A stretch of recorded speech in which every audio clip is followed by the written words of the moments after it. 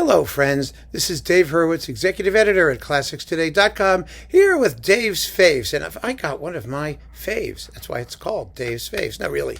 This is one of those classic discs I had on LP, and when it was on CD, I snatched it. I don't know if you can still find it, but I've sort of seen it around, used and whatnot. But it's just so much fun. It's this thing. It's Berlioz's Symphonie funèbre et triomphale, conducted by Musique des Gardiens de la Paix, which is, the National Guard band, basically. But the couplings are what makes this equally wonderful.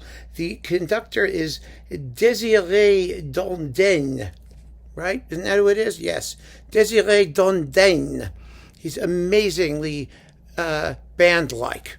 And this group is, well, let's put it this way. They are a real sort of National Guard band. They are French. They are screechy. Their intonation is a little iffy.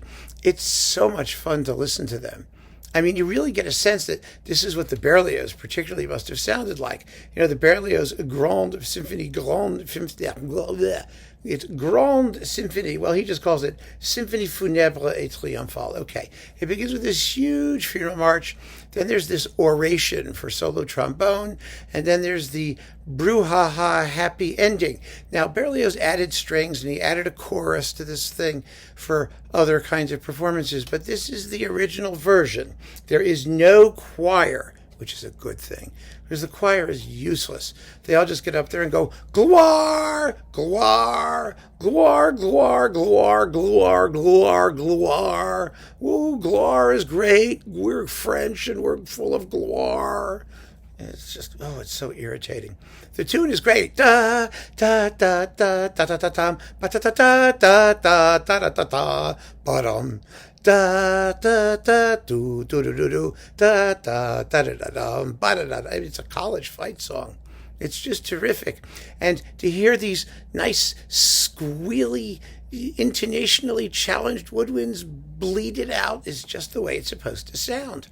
It really is. It's just fantastic. So I love this performance. But the couplings, the couplings, yeah.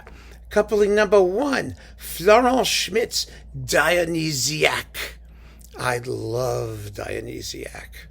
I really do. Florent Schmitt had a very limited musical vocabulary.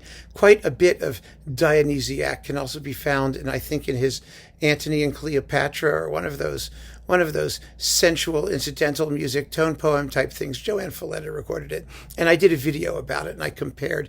You can hear the bits. There's one part in every single Florent Schmitt piece, it seems, that goes yum bum bum ba da bum ba da dum bum da da bum da like that, and there's the fweep fweep part. It goes fweep fweep fweep fweep fweep fweep fweep fweep fweep fweep fweep fweep fweep fweep fweep fweep fweep fweep fweep. Yeah, they all do that. It's wonderful, but it doesn't matter because it's so much fun. And Dionysiaques is 11 minutes and 35 seconds long, and it is a classic. An absolute classic of the band literature.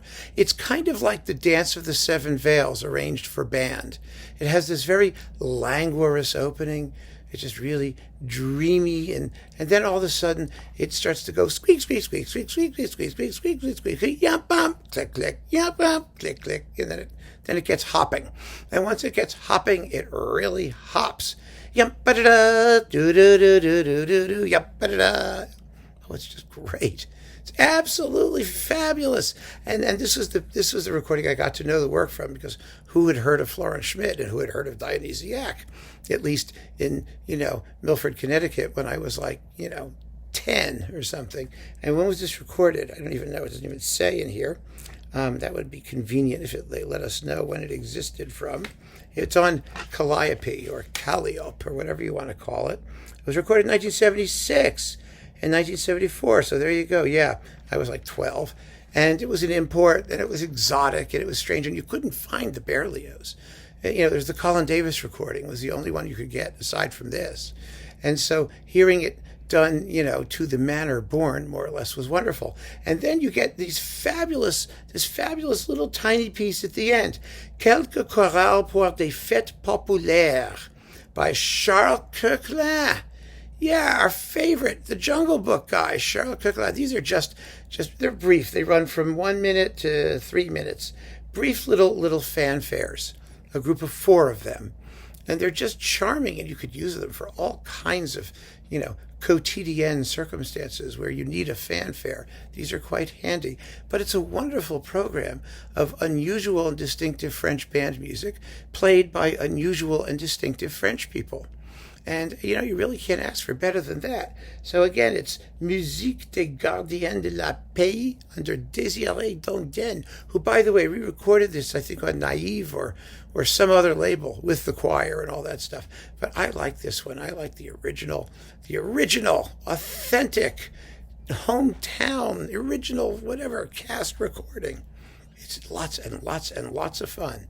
So keep on listening, friends. Thank you for joining me. Take care.